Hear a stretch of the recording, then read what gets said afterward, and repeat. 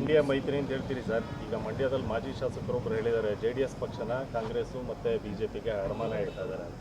ಅದು ಅವರ ಅಭಿಪ್ರಾಯ. ನಾವು ನಮ್ಮೆಲ್ಲ ಪಾರ್ಟ್ನರ್ಗಳನ್ನು NDAನಲ್ಲಿ ಭಾಳಷ್ಟು ಜನ ಪಾರ್ಟ್ನರ್ಸ್ ಇದ್ದಾರೆ ದೇಶದಲ್ಲಿ. ಎಲ್ಲ ತಮಿಳ್ನಾಡಲ್ಲೂ ಇದ್ದಾರೆ. ನಾನು ತಮಿಳ್ನಾಡು ಎಲೆಕ್ಷನ್ಗೆ ನಿನ್ನೆಯಿಂದ ತಮಿಳ್ನಾಡು ಎಲೆಕ್ಷನಲ್ಲಿ ಹೋಗಿ ಕೆಲಸ ಮಾಡ್ತಾಯಿದ್ದೀನಿ. ತಮಿಳ್ನಾಡಲ್ಲಿ ತಳಿಯಲ್ಲಿ ನನ್ನನ್ನು ಇವತ್ತು ಹೋಗ್ತಾಯಿದ್ದೀನಿ ತಳಿಯಲ್ಲಿ. ಇವತ್ತು ನಡ್ಡಾ ಅವರು ನಮ್ಮ ಇಂದಿನ ರಾಷ್ಟ್ರೀಯ ಅಧ್ಯಕ್ಷರು ಪ್ರಚಾರಕ್ಕೋಸ್ಕರ ಬರ್ತಾಯಿದ್ದಾರೆ. ನಾನು ಅಲ್ಲಿ ಹೋಗ್ತಾಯಿದ್ದೀನಿ. ಅಲ್ಲೂ ಭಾಳಷ್ಟು ಜನ ಪಾರ್ಟ್ನರ್ ಇದ್ದಾರೆ. ಸೊ ಎಲ್ಲ ಪಾರ್ಟ್ನರ್ಗಳಿಗೂ ನೇತೃತ್ವ ವಹಿಸ್ತಾ ಇರತಕ್ಕಂಥದ್ದು ನರೇಂದ್ರ ಮೋದಿಯವರು. ಸೊ ನರೇಂದ್ರ ಮೋದಿಯವರ ತೀರ್ಮಾನ ಏನಿದೆ ಅದರ ಪ್ರಕಾರ ಸರ್ಕಾರ ಆಗುತ್ತೆ. ಬದಲಾವಣೆ ವಿಚಾರವಾಗಿ ಡೆಡ್ಲೈನ್ ಕೊಟ್ಕೊಂಡೇ ಬರ್ತಾ ಇದ್ರಿ ಸರ್. ಈಗ ಮತ್ತೆ ಏನಾದರೂ ಆ ಥರ ಇದೆಯಾ ಸರ್ ವಾತಾವರಣ? ನನಗನ್ಸ್ತತೆ ಈ ಡೆಡ್ಲೈನ್ಗಳಿಗೆ ಈಗ ಬೆಲೆನೇ ಇಲ್ದಂಗೆ ಆಗೋಗ್ಬಿಟ್ಟಿದೆ. ನೀವೇ ಕೊಡ್ತಾ ಇದ್ದಿದ್ದು ಸರ್? ನಮ್ಮ ಪ್ರಕಾರ ನವಂಬರ್ 20ಕ್ಕೆ ಆಗಬೇಕಾಗಿತ್ತು. ಮುಗಿದೋಯ್ತು. ಎಕ್ಸ್ಪೈರಿ ಆಗೋಗ್ಬಿಟ್ಟಿದೆ ಈಗ. ಅದೇ ಎಕ್ಸ್ಪೈರಿ ಆಗೋಗ್ಬಿಟ್ಟಿದೆ ಈಗ. ಮೆಡಿಸನ್ನು ಎಕ್ಸ್ಪೈರಿ ಆದಮೇಲೆ ಏನಾಗ್ತೈತೆ ಹಂಗೆ ಆಗ್ಬಿಟ್ಟೈತೆ ಇವತ್ತು ಸತಿ. ನೆನ್ನೆನೂ ಕೂಡ DK ಶಿವಕುಮಾರ್ ಅವರು ಖರ್ಗೆ ಅವ್ರ ಮನೆಗೆ ಹೋಗಿ ಮಾಡ್ತಿರೋ ಇಲ್ಲೋ ಅಂತೇಳಿ ಗಲಾಟೆ ಮಾಡಿ ಬಂದಿರೋದು ಮಾಧ್ಯಮದಲ್ಲಿ ನಾನು ನೋಡಿದ್ದೀನಿ. ಅದಕ್ಕೆ ಅವರು ಕಾಂಗ್ರೆಸ್ ಒಂದು ರೀತಿ ಕಳೆದ 2 ವರ್ಷದಿಂದನೂ ಕೂಡ ಸರ್ಕಾರ ಸತ್ತೋಗಿದೆ. ಅಭಿವೃದ್ಧಿ ಇಲ್ಲ, ಬರೀ ಜಗಳ. CM ಯಾರಾಗಬೇಕು ಅನ್ನೋ ಜಗಳ ಕಳೆದ 2 ವರ್ಷದಿಂದ. ಅದರಲ್ಲೂ 1 ವರ್ಷದಿಂದ ಅಂತೂ ಪ್ರತಿದಿನ ಈ ಜಗಳದಲ್ಲೇ ಸರ್ಕಾರ ಸತ್ತೋಗಿದೆ. ಈಗ MLAಗಳೆಲ್ಲ ಸುಮಾರು 30-40 ಜನ ಡೆಲ್ಲಿಗೆ ಹೋಗಿದ್ದಾರೆ. ಇಲ್ಲಿ ಸರ್ಕಾರ ಸರಿ ಇದ್ದಿದ್ದರೆ, ಸರ್ಕಾರದ ನೇತೃತ್ವ ಸರಿ ಇದ್ದಿದ್ದರೆ, ಪಾರ್ಟಿ ಅಧ್ಯಕ್ಷರಿಗೆ ಒಂದು ಸ್ವಲ್ಪ ಗೌರವ ಇದ್ದಿದ್ರೆ ಅವರೆಲ್ಲ ಯಾಕೆ ಹೋಗ್ತಾಯಿದ್ರು?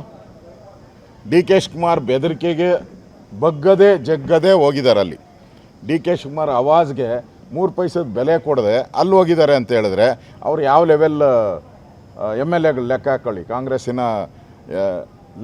MLA ಲೆವೆಲ್ಗಳೇನು, ಅವರ ವರ್ಚಸ್ಸು ಏನೋದು ಅರ್ಥ ಆಗೋ. ಅಂದರೆ DK ಶಿವಕುಮಾರ್ಗೆ ಬೆಲೆ ಕೊಡ್ತಾ ಇಲ್ಲ ಅವರು. ಅದರಿಂದ ಪಕ್ಕ ಈಗ ಅವ್ರು ಹೋಗಿ ಖರ್ಗೆ ಅವ್ರ ಮನೆ ಬಾಗಿಲು ಕೂತಿದ್ದಾರೆ. ಅಲ್ಲಿ ನೋಡಿದ್ರೆ MLAಗಳೆಲ್ಲ ಡೆಲ್ಲಿಯಲ್ಲಿ ಕೂತಿದ್ದಾರೆ. ಅಲ್ಲಿಂದನೇ ಹೇಳಿದ್ದಾರೆ DK ಯಾರು ನಮಗೆ ಆವಾಜ್ ಹಾಕೋಕ್ಕೆ ಅಂತ ಪಟ್ಟಣ್ ಶೆಟ್ಟಿ ಅವರು ಸ್ಟೇಟ್ಮೆಂಟ್ ಕೊಟ್ಟಿದ್ದಾರೆ. ಅದರಿಂದ ಕಾಂಗ್ರೆಸ್ಸಲ್ಲಿ ಎಲ್ಲ ಸರಿ ಇಲ್ಲ. ಜಗಳ ಒಟ್ಟಲ್ಲಿ ಅವ್ರಿಗೆ ಇರೋ ಇನ್ನು 2 ವರ್ಷ ಅವಧಿಯಲ್ಲಿ ಮುಖ್ಯಮಂತ್ರಿ ಆಗುವಂಥ ಕನಸುಗಳನ್ನು ಇಟ್ಕೊಂಡಿರೋರು, ಮಂತ್ರಿಗಳಾಗಿರುವಂಥವ್ರು ಜಗಳ ಶುರು ಮಾಡಿದ್ದಾರೆ. ಒಟ್ಟೆ ಈಗ ಕಾಂಗ್ರೆಸ್ ಪಾರ್ಟಿ ಜಗಳಗಳ ಪಾರ್ಟಿ. ಹಿಂದೆ ನಾವು ಹಿಂದೆ ಜನತಾದಳ ಇತ್ತಲ್ಲ, ಆಗ ಹಳೇದು ಅದು ಜಗಳಗಳ ಪಾರ್ಟಿ ಅಂತ ಇದ್ರಿ. ಈಗ ಕಾಂಗ್ರೆಸ್ಸು ಜಗಳಗಳ ಕಾಂಗ್ರೆಸ್. ಈಗ ಜಗಳ ಮಾಡೋದರಲ್ಲಿ ನಿಸ್ಸೀಮರಾಗಿದ್ದಾರೆ. ಯಾರ ಮಾತು ಯಾರು ಕೇಳ್ತಾ ಇಲ್ಲ MLAಗಳು. ಆ ಪರಿಸ್ಥಿತಿ ಕರ್ನಾಟಕದಲ್ಲಿದೆ. ಒಂದು ರೀತಿ ಕರ್ನಾಟಕ ಸರ್ಕಾರ ಜನರ ಪಾಲಿಗೆ ಸತ್ತೋಗಿದೆ. ಈಗೇನಿದ್ರು ಮುಂದಿನ ದಿನಗಳಲ್ಲಿ BJP ನೇತೃತ್ವದ ಸರ್ಕಾರ ಕರ್ನಾಟಕದಲ್ಲಿ ಬರುತ್ತೆ, ಪ್ರಶ್ನೆನೇ ಇಲ್ಲ.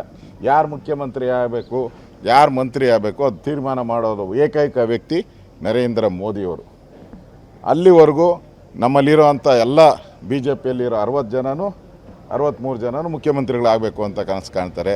JDSಯಲ್ಲಿರೋ 16-17 ಜನನೂ ಕೂಡ ಕನಸು ಕಾಣ್ತಾರೆ. ಅದು ಎಲ್ಲ ಯಾರು ತಪ್ಪು ಅಂತ ನಾನು ಹೇಳಲ್ಲ, ಕನಸು ಎಲ್ಲರೂ ಕಾಣ್ಬೋದು. ಆದರೆ ತೀರ್ಮಾನ ಮಾಡೋದು ನರೇಂದ್ರ ಮೋದಿಯವರು. ಫಸ್ಟು ಸರ್ಕಾರ ಬರಬೇಕು, ಮುಖ್ಯಮಂತ್ರಿ ಯಾರಾಗಬೇಕು ಅನ್ನೋದು ಅದು ನೆಕ್ಸ್ಟು. ಫಸ್ಟು ಸರ್ಕಾರ, ನೆಕ್ಸ್ಟು ಮುಖ್ಯಮಂತ್ರಿ ಯಾರಾಗಬೇಕು ಅನ್ನೋದು ಆಮೇಲೆ. Thank you.